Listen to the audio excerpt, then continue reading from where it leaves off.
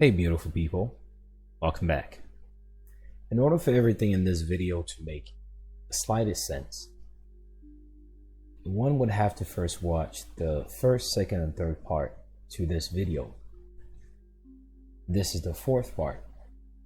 So in the first, second, and third part, we went over all the foundational details and the reaffirmation in addition to the origin of trust being used in business and how it's more effective compared to other public entities like LLCs, S Corps, and C Corps. LLCs, S Corps, and C Corps are also trusts, with the exception that it does not hold the formal title of trust because someone else is sharecropping it with you in a manner that does not benefit you as its member. See, the secret with LLCs is that based on the Articles of Confederation and Articles of Association, state of so-and-so came together to become the United States. The first constitution when it comes to the United States of America is the Articles of Association. The Articles of Association came about when the people who were serfs to the King of England realized that they were being taxed through trust and also with some force of arm by someone all the way geographically far away from the first 13 colonies. Massachusetts Bay was one of those main locations. Keep in mind, we're still on the note of trust here. Massachusetts Bay was one of the signatories to the Articles of Association.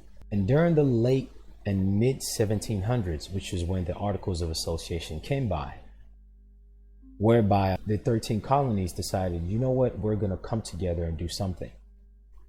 The entities they used individually that came together were trusts, were entities that we now know in today's world as 508 entities. Some call it unincorporated entities. Others call it Massachusetts Trust. In its more advanced stages, it's known as the Express Trust, where entities that we now know in today's world as 508 entities.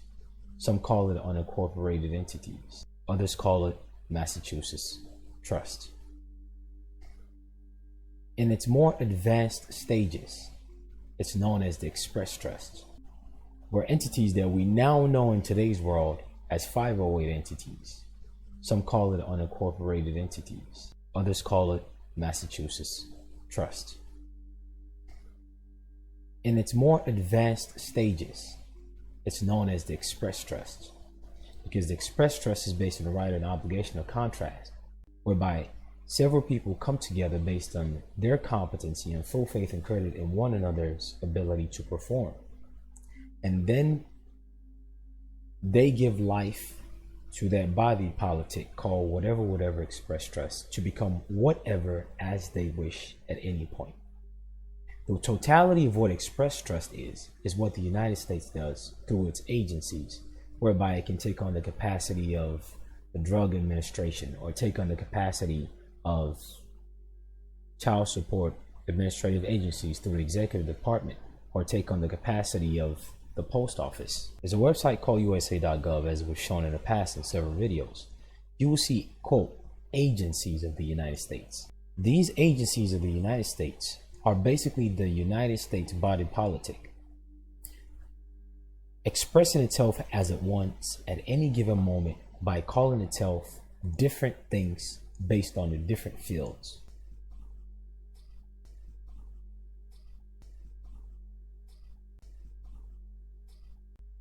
Make no mistake, what you are looking at that the United States does every day in all its different forms: Defense Acquisition University, Defense Department. By the way, this used to be called the Department of War. Then it changed the Defense Department. Just as a snippet, the Department of War was the department that once had the use of the internet. The internet was called something else. They split it into two different systems.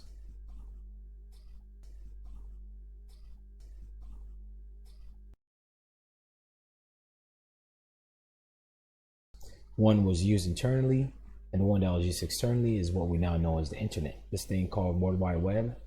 Yeah, the military was the one who used to own it. No different than microwave.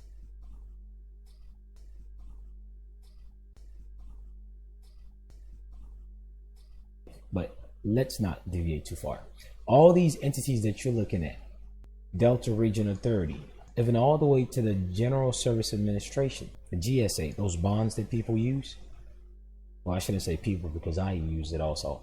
A post and patron has been made regarding how you can use this to buy properties that are seized by the government.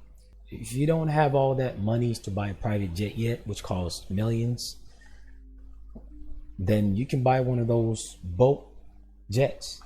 If you have a lake next to your property, not a problem. You can purchase one of those using GSA bonds. But then again, that's another story. Let's stick to the point. All these entities that you're looking at is the United States expressing itself however it wants by using a code term, agency. I hope you're still with me here. When the Articles of Confederation was created, they created it because they didn't want to be taxed and controlled. And the so-called Moors, or aka Indians, aka Native Americans, as it's been bastardized over time, they were the ones who assisted them construct those trusts. And each of those entities, what we now call 508 trusts. Remember, what we just explained with the agencies is the evolved version of which you can do also. That is the reason why US is an express trust, and it's the holding company for a lot of other entities. US is an express trust, and it's the holding company for a lot of other entities. US is an express trust, and it's the holding company for a lot of other entities.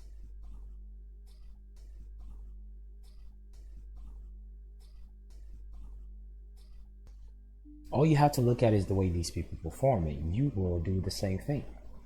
Very basic principles, but nonetheless, back then, in the 1700s, what those states that were signatories to the Articles of Association did was they created 508 entities. The first state that did that in abundance, whereby the everyday man was also able to benefit from it, was the state of Massachusetts Bay. Not just Massachusetts as we know it now, Massachusetts Bay, which now is just a portion of Massachusetts. Back then, Massachusetts Bay was a colony of its own.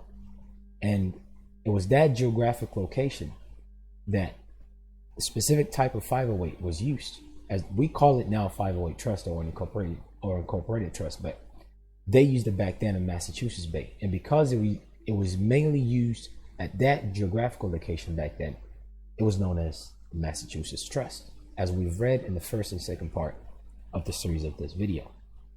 I have to show it from different angles and explain it from different things and relate it to the reality of what led up to now and the laws that governs everyone on a substantive level, because the Articles of Association was the first United States Constitution. Then came the Articles of Confederation. Then came the United States Constitution that was ratified in 1791. I hope you're still with me here. And the purpose of these people creating Articles of Association was to stop being taxed. Whatever is a commodity is simply always taxed. As we've explained in the past, tax is just an addition of a liability where IOU does not exist. A debt is where IOU does exist, where you enter into an engagement and you gain benefit. Taxes, you're not gaining benefit, but somebody is just laying an impost called excise. And that's what they were doing. And back then, the commodity were things like tea. And I'm sure you've heard of the good old Boston Tea Party. They were laying tax on their tea. And they came together to a party called Boston Tea Party. Believe it or not, this thing called Boston Tea Party was a 508 trust. That's right. When you begin to read these language of things beyond Articles of Association, you begin to read the sequence of events, you realize, oh my God. And these same foundational principles that these people used back then to free themselves still exist today, and you can wield that mantle of sovereignty. People saying, oh, claim your sovereignty, claim your sovereignty. People think claiming your sovereignty is filing some SPC paperwork, a bunch of stuff that people have used once upon a time and dumped and has been turned into some counterintelligence program. They just throw that word sovereignty around to the point where it has no use and significance. Sovereignty don't exist if you are not organized. Sovereignty is not merely you filing papers and sending it to someone and hoping someone does something. Sovereignty is knowing how to be private and organized and engage in rights and obligations of contract through trust affairs. Whether that be making money, whether that be creating your own land or land acquisition, or the passing on of whatever you have, whether it be knowledge or material wealth, and so on and so forth. And you know how these people did it? They marked and tagged themselves with the phrase, "In God we trust."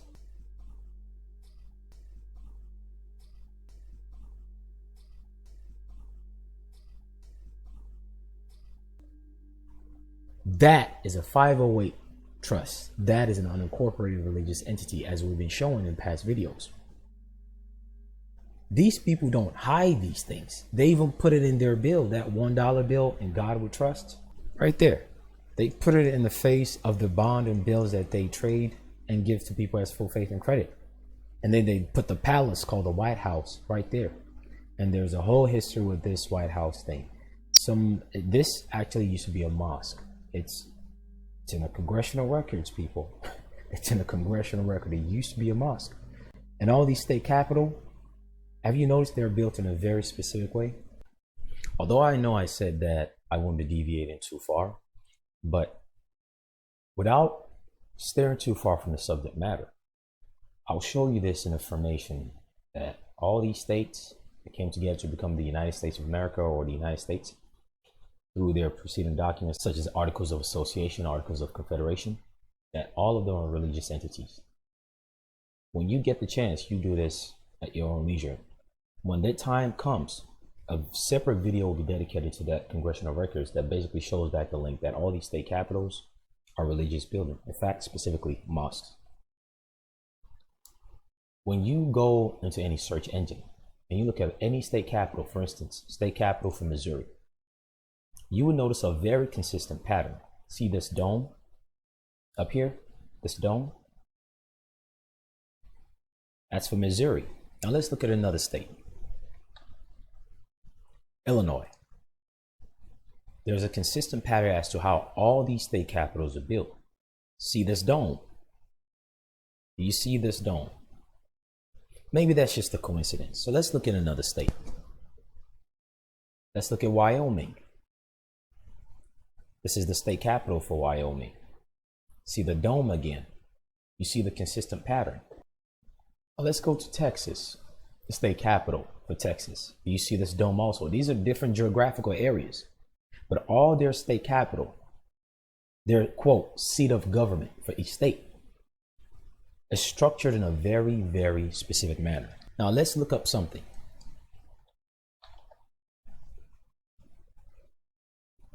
The domes that are in each of these state capitals are also the domes you will find in mosque buildings.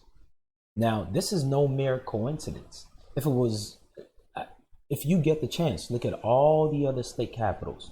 Even if their main seat of Congress looks Roman-like structure, there's an auxiliary building to it that has a dome. That is, if the main structure of the capital itself is not a dome figure at its top. What this is letting you know is that all these are religious based entities. The state of so-and-so that came together to become the United States. It's right in plain sight. In fact, they show it to you in these movies that are popular, like John Wick and other popular movies that a lot of people ride on their balls. They show it to you. That hotel, that was a religious ground. The places where people couldn't do certain things, they were religious grounds. That place called the Kremlin in Russia, that's a mosque. See, Russia has a very high population of people who adopt the principles or the creed of Islam. That's one thing they might not want to let you know. Same applies with China.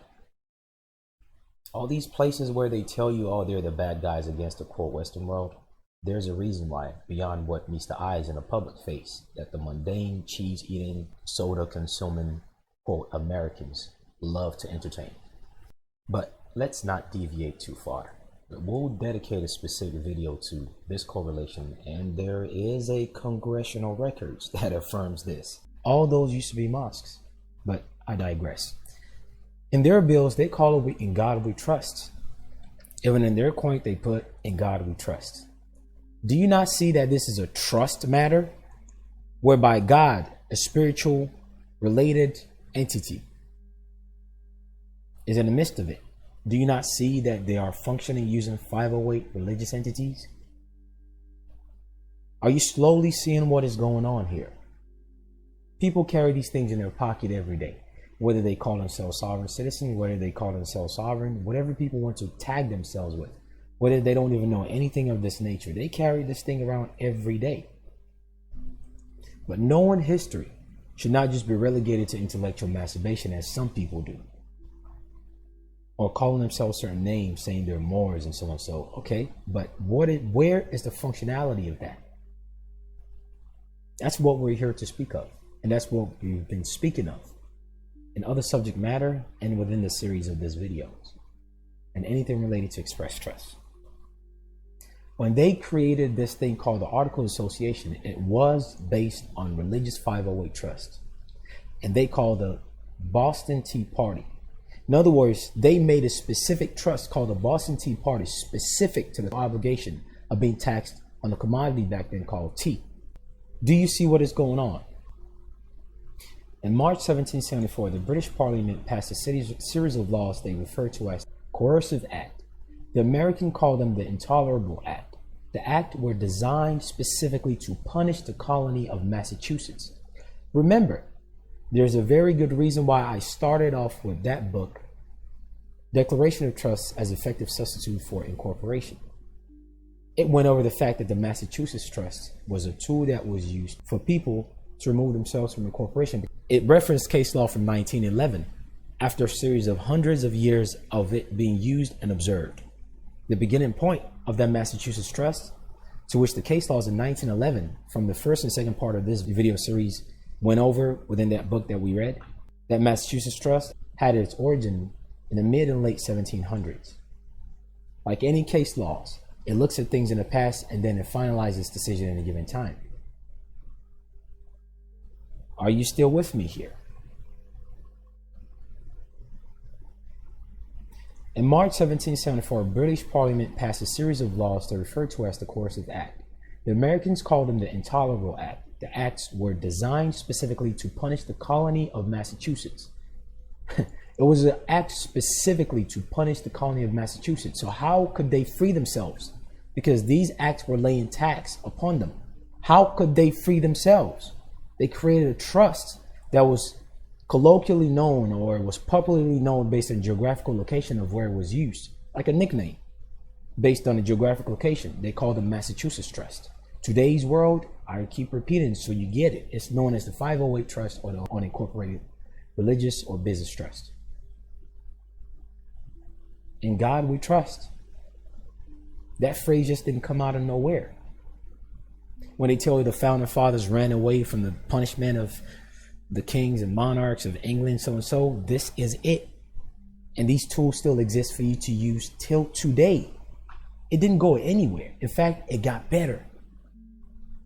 Because these counties, as we run over in this video, that term county is just a word that means the property of a count. The term count is a title of nobility. Some cases it's adopted, like the barrister title that attorneys hold, or in some cases based on lineage or birthright, whereby you're born into it and you have a title of count, like the title of Bey, like the title of Duke, like the title of Ali, Pasha, Allah, all that. Count is a title of nobility. And each places at North America called county, those places pre-existed the state of so-and-so.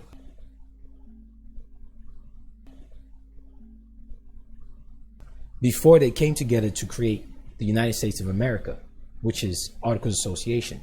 The formal title of Articles of Association was the United States of America. Did you know that? And this is as seen in the Article 1 of the Articles of Confederation, where it says the style of this is the United States of America. Literally, Article 1 of the Articles of Confederation. See, the Articles of Confederation is merely a trust minute that amends this thing called Articles of Association. This thing called Articles can be synonymously looked at as a trust minute.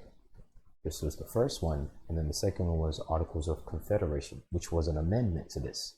But after a while, by 1791, which is the most recent constitution, they realized that instead of them creating new articles as an amendment or continuation of the previous articles, from Articles of Association to Articles of Confederation, they realized they can just create one constitution and then add the amendments under the same constitution without creating a separate body of law, which they still do till today, called the amendments. The first 10 amendments being the Bill of Rights and everything else after that. They still amend these same constitution till today. The only difference is instead of them creating new articles, whereby they go Articles of Association, Articles of Confederation, they just created the Constitution, which was a continuation of the Association and the Confederation. But instead of creating new articles, they just put amendments because they learned that over time.